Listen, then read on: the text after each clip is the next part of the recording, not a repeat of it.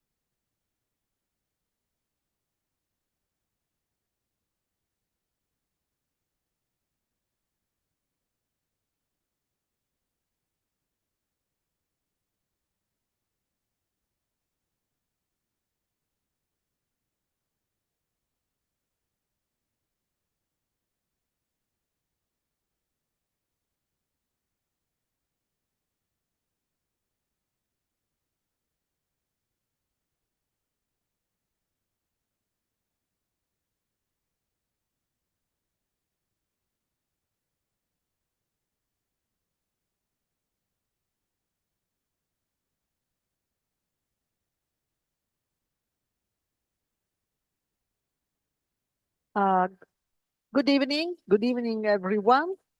We are very pleased to thank people who are here joining us at the Center for American Studies. And thank you, Valerie, Baden, Owens, to join us. Thank you for being with us this afternoon. Thank you for giving us the opportunity to talk about you and the wonderful book you wrote about the story of your special family. But first, Grazie mille. We miss you. We would like to have you in Italy and Rome as soon as possible. Let me thanks for having you here. My special thanks to Giusetta Capriati, who is here. Giusetta is in the front row, and thanks her, we had the chance to publish the book with Il Sole 24 Ore. And I want to thank you, especially Alberto Rioli, the deputy editor of the newspaper, who will interview you with me this afternoon. And so I want to thank you, Karen Nahum, and I want also to give our best regards from all the people of Center for American Studies, the president, Gianni De Gennaro, director, Roberto Sgalla, and the staff, the entire staff. Being a member of the Center for American Studies, the most important American library outside the United States, being a member, I was saying, I'm particularly proud we can have you here. So Thank you. It's a pleasure and an honor. But I want to ask Alberto Rioli to start this conversation with his first question to Valerie. Good afternoon, or good evening, I guess. Thank you. Thank you very much, Maria. Thanks, and thanks for Center for American Studies. I'm really honored to be here, and I really do consider a privilege this interview with such an important witness of our contemporaneity and our history. I know that here I represent Il Sole 24 Ore Group, which is the publisher of the Italian edition of this book on Biden family, but it's an extraordinary memoir, authentic, frank, and courageous, full of very human anecdotes where triumphs and tragedies alternate, as happens, I think, in every family. And this is the secret. Every family, I think it is the real secret of the book. And it is in the words of Valerie's mother. Family is the beginning, family is the middle, and the end, period. Well, let me ask you why, if will, the power of kindness and empathy, two key words very used often in this book. Here I saw a statue of Marco Aurelio, the emperor of kindness. He thought that it was used to say that kindness is the best weapon because it's the weapon of the good, or the goodness. But, well, will the power of kindness and empathy in an increasingly divided and hostile world really still be the winning card in an electoral campaign? Are you convinced? What I'm convinced of that will be the winning card is character. And the kindness and the empathy that we speak about, that I speak about in the book and that you reference, is not an empathy or kindness that comes out of weakness. Kindness and empathy equates with strength and with courage and with good judgment. It does not equate with pettiness and meanness. What I have said is that empathy is the vaccine that protects us against hatred and evil and violence.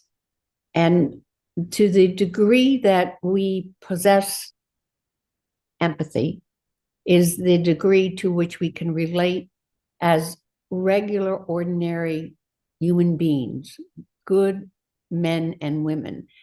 And it implies the ability to listen. And once I shut you down and I don't listen to you, we can't move forward. And in this world, we have to continue in personal relationships and foreign relationships, which are just an extension of personal relationships. We have to continue to move forward. So kindness and empathy is not a goody two shoes. Let's all lay back and melt and be milquetoast.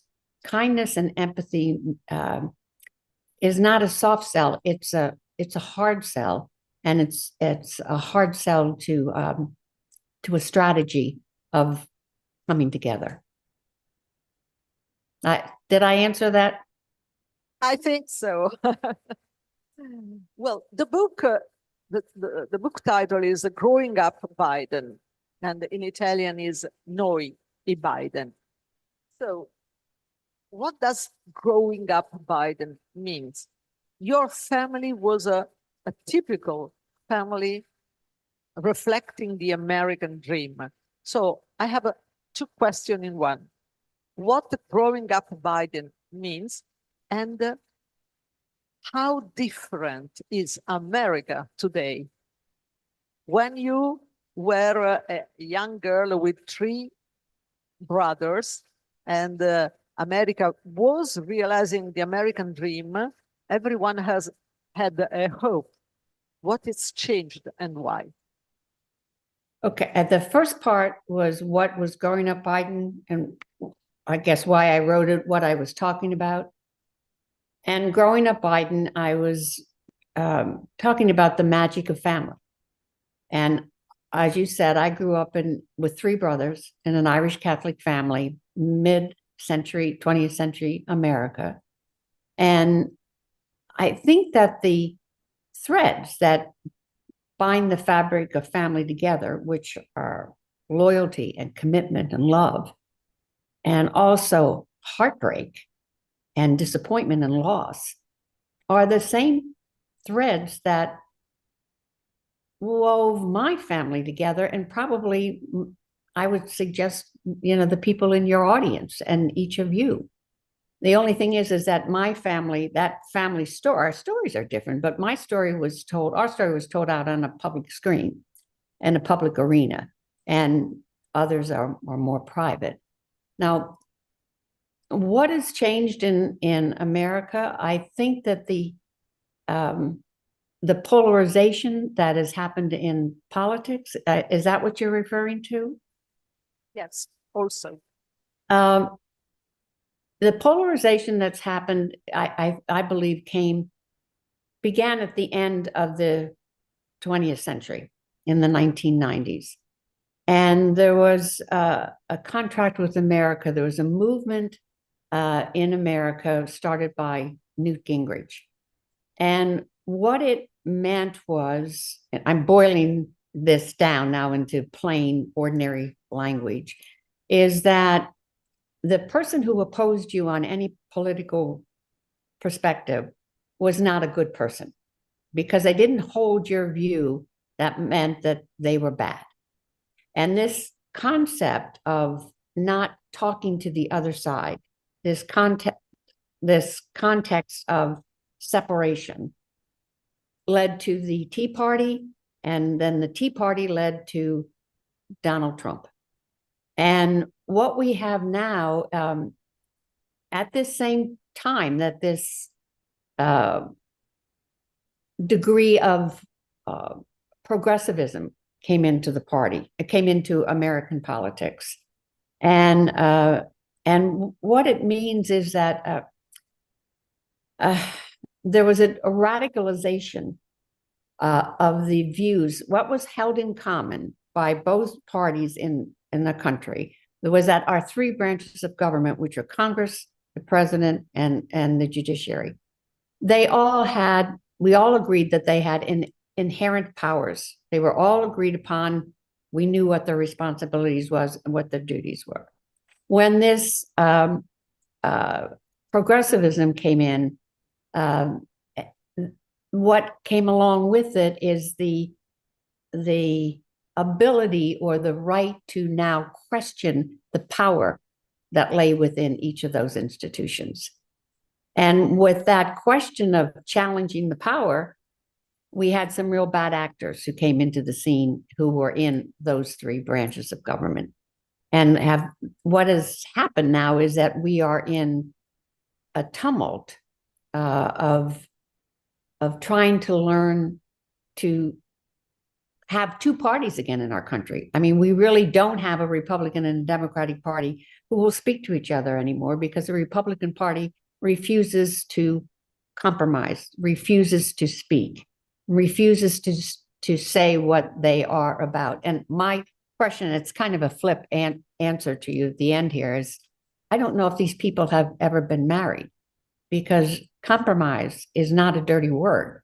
Compromise is the ability to get along and to, you rough off the edges, but you don't give up your principles, but you say, yeah, maybe you have a point of view.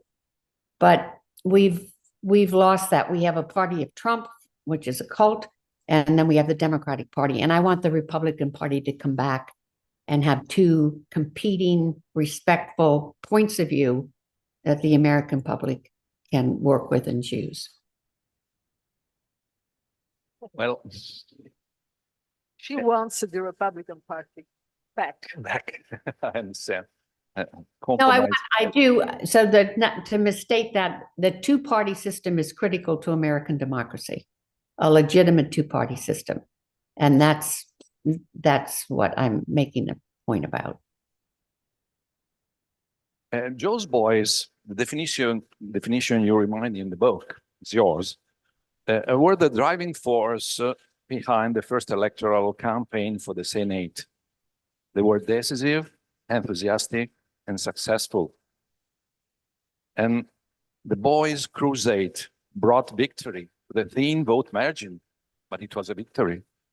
And I mean, I wonder what's happening nowadays. What is the relationship between young people and electoral challenge, or more in general, between young people and politics to core?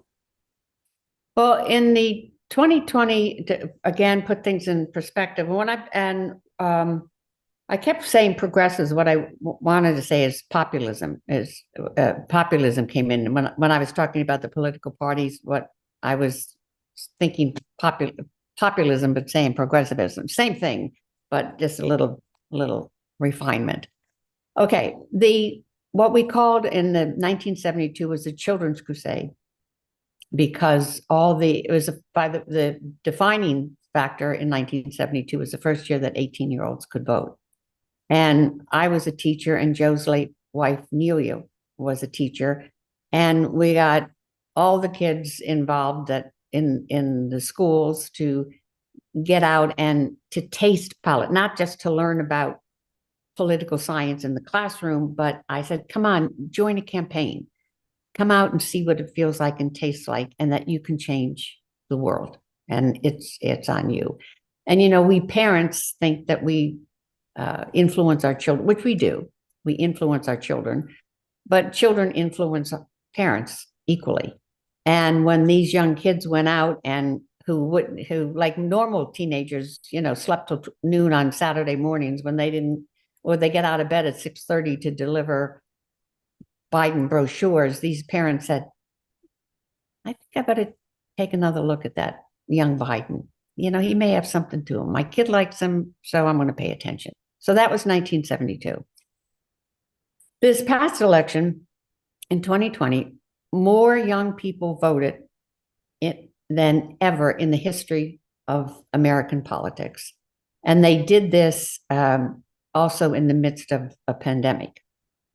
So we had a terrific turnout. They voted for my brother, I think, for three principal reasons. Again, back in 72, I'm switching back and forth, but in 72, when I said these kids, 18-year-old, went out to vote, well, they had skin in the game. because they wanted to stop the war in Vietnam. They wanted to continue the fight for civil rights. And they also wanted to save planet Earth. So that's why they got in. They were the issues that drove them. In 2020, when the largest number of youth voted in American history, over 60% of those young people voted for my brother. And they voted for him for president for, I think, for three principal reasons. One was the investment in climate. We were the first campaign in 1972 to talk about climate. And we have made, my brother has made the largest investment in climate in the history of the world. So he kept that promise. The second reason that they were looking at my brother is he talked about putting an end, or you can't put an end to gun violence, but doing something about gun violence. And my brother, with a bipartisan legislation, passed the greatest gun legislation reform in 30 years. And the third reason I submit that they got involved is because of the student loan. And there's I think it's $137 billion has been reduced in student loans. And right now, they don't all, the benefit of that will be realized by the 20 and 30 and 40-year-old young people when they realize now that they can put that money on a down payment for a house or a car, or put in a fund for the education of their children. So the young people are there. I believe we will win. They don't like Donald Trump. And what we have to do, and what is the job of the campaign, is to tell them and remind them and give them an okay that, you can really vote for Biden because he did this, he did this, he did this. And what I have said to my brother is, he is going to go down as one of the greatest presidents in American history. As a matter of fact, the President's Association, the Historical President's Association, just on this past weekend, George Washington weekend, rated him the 14th best president in the United States. That's presidential historians from both parties. It puts him above Ronald Reagan, George W. Bush, George Bush, Jimmy Carter, John Adams. So the job is that we get that message out, and that's the job of the campaign, to tell the story. And that's why my brother is so optimistic. I mean, it's all there. We are on the cusp of benefiting. Those young people are on the cusp of benefiting from that reduction in their student loans, because they can buy that car, as I said, or put that down payment on the house. So there's great optimism, and we should make sure that everybody knows that. You are one of the very few women who knows everything about campaign, because you were campaigning since you were just a young teacher helping her brother. So let us know some secret of how it's possible to win a campaign. You started in the 70s and never stopped. You were in the last presidential campaign side by side with your brother. So let us know some secret about campaigning. Well, I appreciate your compliment, but it's a very dangerous thing to tell anybody that they know everything, because when you're put that high on a pedestal, all you can do is fall. So I know the basic premise of campaigning, I believe, is if you can win the heart of the voter, then the rest will follow. Then the head will follow. And sometimes we speak about, we win debates, but we don't win the hearts. And again, that's why I think character is on the ballot in all of the campaigns. And it's not just the candidate's character, it's the character of the voter. And you're going to pick the candidate whose values most reflect you. So these voters here in America, when they go to vote, they're going to vote if their character of Donald Trump reflects them and the values, or reflects Joe Biden. So we have to also speak in just ordinary language. I think to the extent that we talk about education and educational institutions, we kind of tune people out. What we should talk about is my school that my child goes to down the street in the community and that child's safety. We should put things in tangible, ordinary language that people say, yeah, that guy gets it, or that woman gets it. Now from 1972, when we had the Biden post office, which was when we hand delivered all of our literature because we didn't have money. Now there's a whole new technology that's involved, which is all the social platforms, all the media and different avenues. And so things have changed in the way that technology has broadened our ability to reach people, but reach people with misinformation, disinformation, and propaganda. So there's another, it's balanced, the good and the bad. But to answer, basically, you got to win the heart, and the head will follow. You got to believe that person's value, because it's not about the candidate. This election is not about re-electing my brother Joe Biden as president. It's about democracy. It's about the voter. It's about what matters to you. And Joe is one of the vehicles that you can choose to get what you want, or another person. The campaigns are about the voter.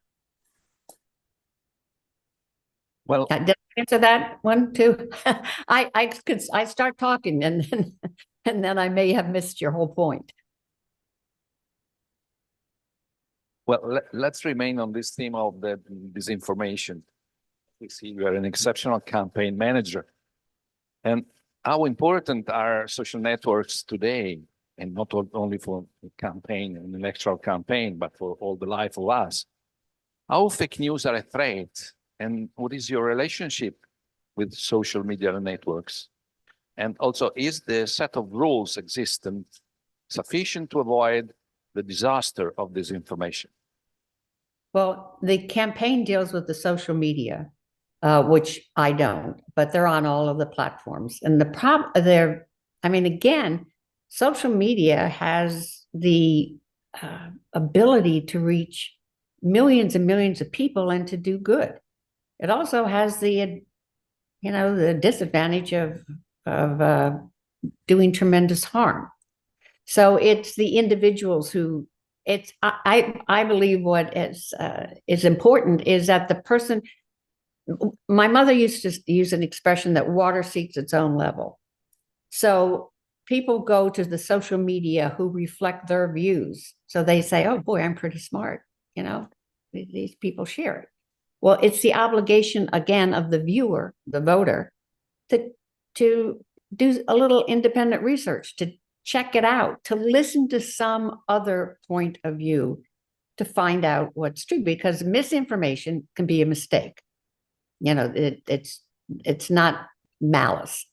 Disinformation is information with the intent to deceive. And we have a responsibility as intelligent people to make sure we're not deceived. And then propaganda can be either one, but it's used to go for or against usually in a political opponent. But social media, I believe there's bipartisan legislation in the U.S. Congress right now to shape social media as it relates to children and the bullying that's done, because it with young children, their mental, physical, emotional health is very much affected by social media. I know that there's legislation into putting up some guardrails. Pretty much the other platforms I don't think have guardrails yet, but I expect with that they may come, but that's the general public has to move forward and want that, as opposed to a mandate just coming down. Valerie, let's talk about American women. Everyone knows that the first time Bill Clinton won the White House, an important role was played by what at that time were called the soccer moms. Moms going and watching the games with their kids. 1 year ago, American women, many of them, were very upset for the decision regarding abortion, and they went on the streets, they protested. So nowadays, what's your opinion about the role that women will play in the next months, and what women fear mostly in America now, America today?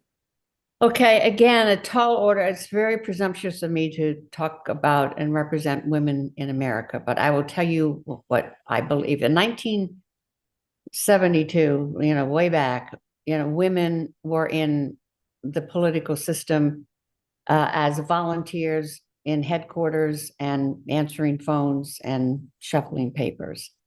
Women we haven't met. Women now are taking their rightful place. More women are involved in politics now, as well as minorities. And because that's the tapestry of America, we've stepped up and we said, elections and the ballot box is where you can change things. The ballot box is the power box. And women are paying attention.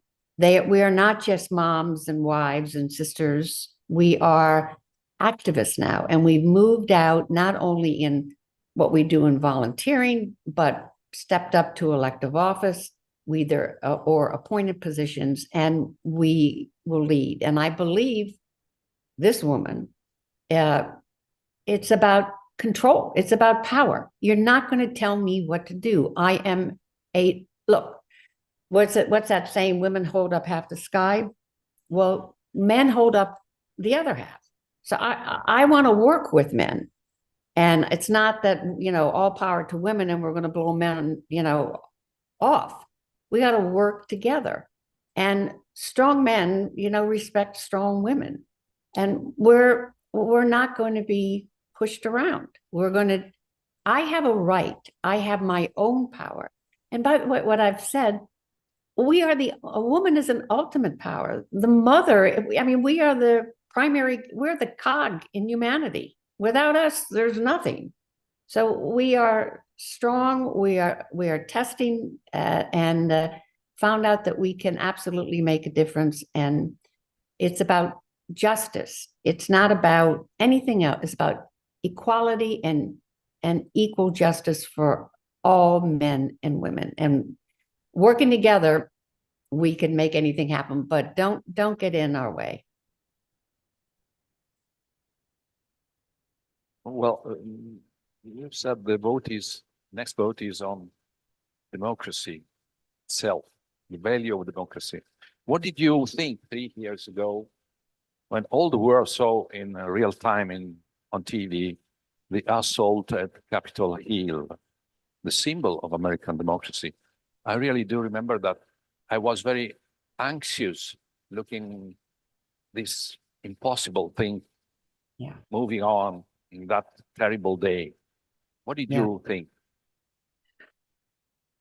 Well, I saw the disquiet and the chaos that occurred here that was similar to what has occurred in many of the world's capitals.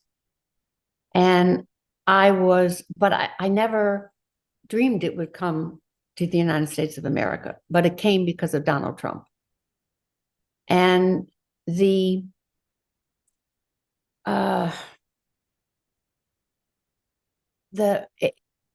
was shocking that I'm trying to think of a more sophisticated word, but I'm not, that in my wildest dreams, I would never have imagined that our men and women in Congress would be running for their lives from a group of extremists, terrorists, domestic terrorists who wanted to destroy our democracy. The only thing that we have that unites this country is not our ethnicity or our religion. It is our belief in the rule of law. And it was horrific. We weathered the storm.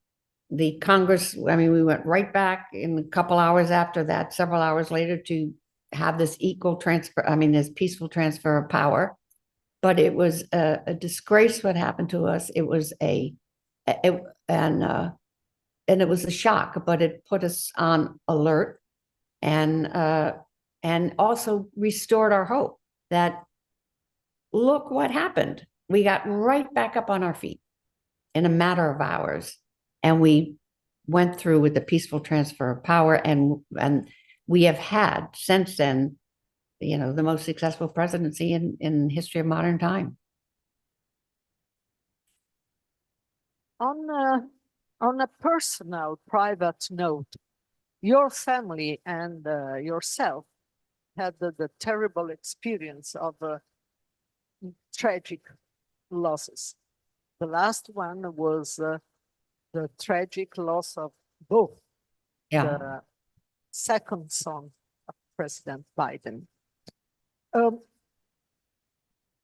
In book, you wrote how and explain how President Biden was able to overcome the pain and stay in politics.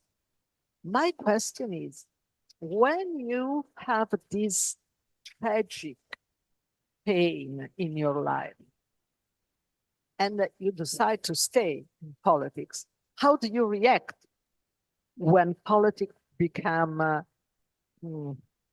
very nasty, like politics became in the last years?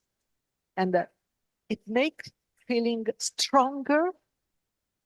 You think that having experienced tragic and really painful moment, at least politics is nothing if you compare?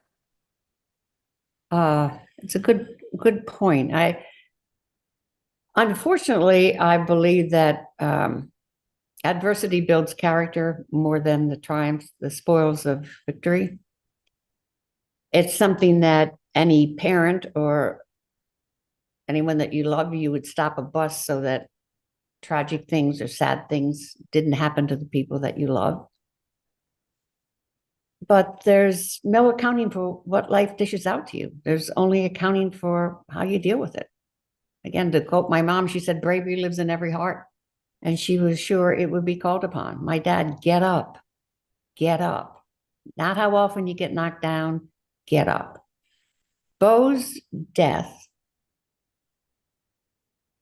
at 46 years old was horrific.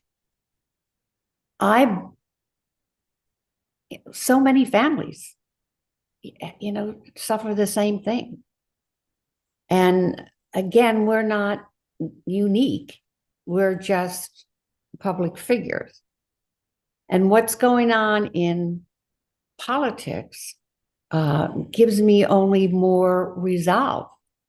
Donald Trump is a bully. My brother, as a child, stuttered, couldn't string more than 3 or 4 words together as a little boy. He was made fun of. He was made to feel less. He was vulnerable. But layer by little layer, that little boy built a backbone of a backbone of steel. And he was not going to be cowered by a bully. And I think there are a lot of little boys and a lot of little girls and big boys right now in the United States of America who will not be bullied. So it gives me more resolve because I got to take the power myself and I got to stand up. Again, not how many times you got knocked down. Do I like it? Do I wish everything were peachy cream? Was I angry? I mean, we're practicing Catholics. I wanted to take a rock and break every stained glass window. Why Bo? I mean, why this magnificent young man? But, you know, why not? It happens to other people too. And I think that that's the quality that my brother has that distinguishes him. Because once you taste bullying, you know, that bile sticks in your throat for a long time. And you have a choice. You can either become a bully yourself, or you can realize we're all in this together. And my brother, that knowledge and that choice that he made, along with empathy, which is, again, sounds like a goody-goody two-shoes word. It's not. It's the ability, it gives him the ability to connect. So what was a hardship to him as a young man, I think has made him added to the greatness of the man that he is today, the goodness of the man he is today. Well, we've talked about pain, and let's talk about the religion. How does it matter in your life, in the life of your family, and in the way of managing the power of your brother, maybe? How much it is important in the Biden family? When we grew up, I believe I said we were, you know, an Irish Catholic, middle-class Irish Catholic family. We went to Mass on Sundays. We didn't eat meat on Friday, but we were not the family that when you walked in that had the votive lamp or the crucifix. It was part of our DNA. The values of my family merged with the values that the nuns were teaching us at school and the social Catholic doctrine that we were taught. So faith was integral. There were three legs to the stool. There was family, there was faith, and there was responsibility. And it was responsibility to each other, the four kids, my three brothers, and also responsibility to the community at large. So faith was was just in the DNA. And we were taught from the time, again, not preached to, was never pontificating, but that we were our brother's keepers, literally in the family and outside. And my mom, you know, there but for the grace of God go I. And Hebrews, I think it's 11, verse 1 says that faith is the substance of things hoped for, the essence, the evidence of things not seen. You know, you have to. We had, my brother. I will speak for my brother and me on this one. You have to have something bigger than yourself to hold on to. You know, faith sees best in the dark. That's what Kierkegaard said. And it's true. And so the ritual of saying the rosary, the ritual of asking the Blessed Mother, St. Anthony, you know, I've lost my keys, where, you know, help me find them. Those things bring me peace, some modicum of peace, and I hold on to it. And, you know, you think you're in control. I mean, I thought I was in control when I was younger, and, you know, I have a path, but life gets in the way. And, you know, as I said, there's no accounting for what life dishes out to you. So you got to figure how you're going to handle it. And faith matters. It's very much a part of our lives. But again, it's not the religious of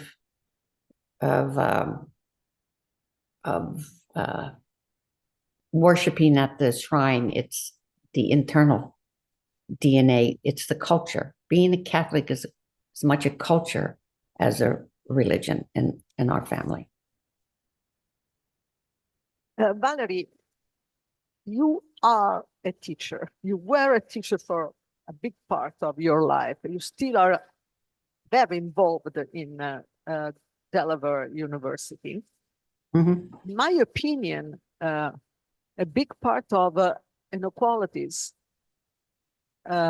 start with the school system. My question, I would like to have your opinion in order how much the lack of education had influence about inequalities in America today. I think it matters. It's extraordinary. It matters what zip code you live in. There is an inequality, and we treat the poor poorly, and we have to change that.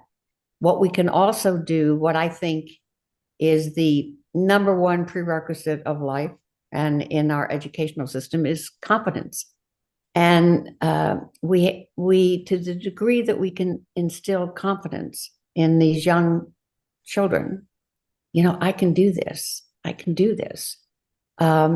Is the degree that we get good mentors and good teachers and parents who have the ability or are around to tell their kids that with hard work, you can be successful. It's successful in how you view yourself. And so education is the key. That's what my parents did. We did not have any social standing. We didn't have any financial standing. What my parents told us when we were growing up is that education was the key. But, your job, Valerie, is not to do the dishes. This is just, it's not good or bad. It's how we're raised in our house. We would have dinner and Mom would say, no, you don't do the dishes. You do your homework. My job is to take care of you. And your job is to learn, to be better, and to try and do good. And again, not in a pious, righteous, go out, my child, and do good. Just be a good woman. Be a good person. Be kind. Kindness matters.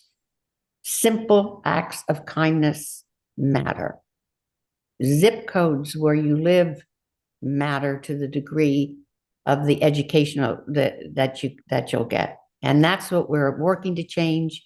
That's what my brother has been doing his whole career. And you gotta give the tools, and you got to encourage and remind these young people that I tease, if I could have been a campaign manager at 27, my brother could have been a United States Senator at 29. You can be anything. I've got a curiosity. How is Uh-oh. that? Uh-oh. Make it easy. How is the day-by-day work of power like? I mean, I'm talking about the president, of course. We oscillate between the idea of a president who decides in a deep loneliness and the idea of continuous briefing with the staff or with the team, even to share the responsibility maybe. But what is the truth? How do they really work in White House? Okay. The beginning, what you said, where does, say that again. I'm not sure that I got what you're asking. Where does power lie? Is that what you said? Yes, I said that the work of power, I mean, the work of the president of the United States of America, the most powerful person in the world, I think. Yeah. Next to the Pope. Yes. Next to the Pope. So with power comes responsibility. And anything that lands on the president's desk is by definition extremely important. Otherwise, it would have been taken care of at the subsequent desk. It wouldn't have gotten to his. And I said to my brother several times, but maybe this couple of weeks ago, I said, "Oh, Joe," I said, "how you doing? I mean, God, what else can land on your desk?" And he said, "It's okay, Val." He said, "This comes with the job. This is what I signed up for." And when you have that responsibility, what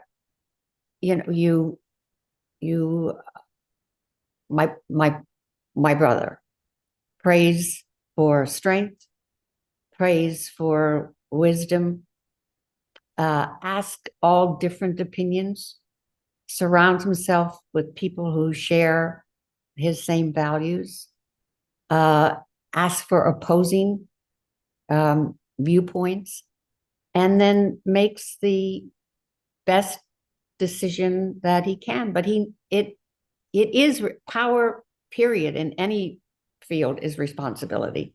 But this, it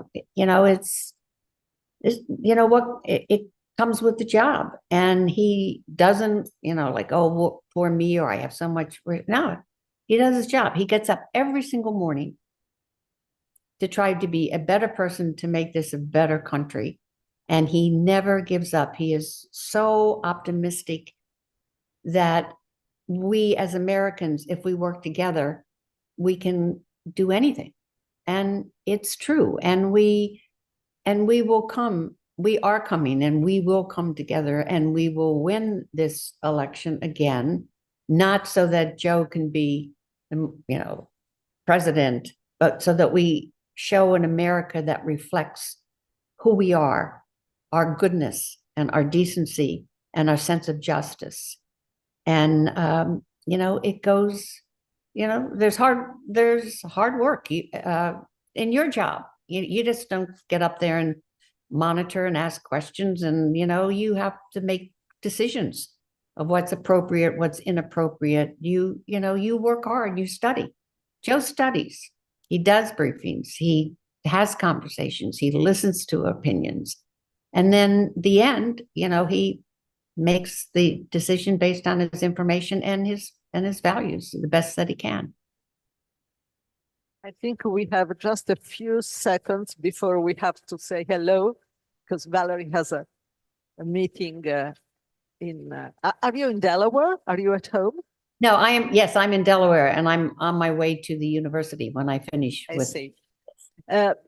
Will you please give a definition of your state of mind? What's your... Right now, I'm glad we got through the interview with that I was that I hope I didn't make too many mistakes. So that's good. I always want to be prepared and answer the best that I can. So what is your question? In the next month, you will have hope or fear? I have hope. I have determination. Now, that doesn't mean I'm pie in the sky and naive. It's not fear. I think it's an awareness of a bitterness, as I talk about in the book. Donald Trump has promised slash and burn, and he promised that last time and lived up to it. This time there are no bounds and no leashes on him, and what he will do. He'll arrest everybody in his first day and deport everybody else and go after the people who didn't agree with him. So I have great confidence in the American people and in myself. Don't misunderstand me. I don't like it. It's not like bring it on, I can take it. But I can. And when you've lost a child, and Bo was everybody. My brother was kind enough that I got them when Bo and Hunt when they were 2 and 3 years old. And they were our communal children. And when your heart has been ripped out, and my family has been my other nephew, Hunter, who's been the target, has been tried to destroyed for the last 6 years, which counsel, but you probably know, has come out and said that there's absolutely, the FBI is going to arrest the person who's been saying all the bad things about my nephew. When you see that, I'm not going in any corner. And that's what Bo did when, I think you asked me in the a couple questions back, when Bo was dying, and Joe wrote the book, Promise Me, Dad.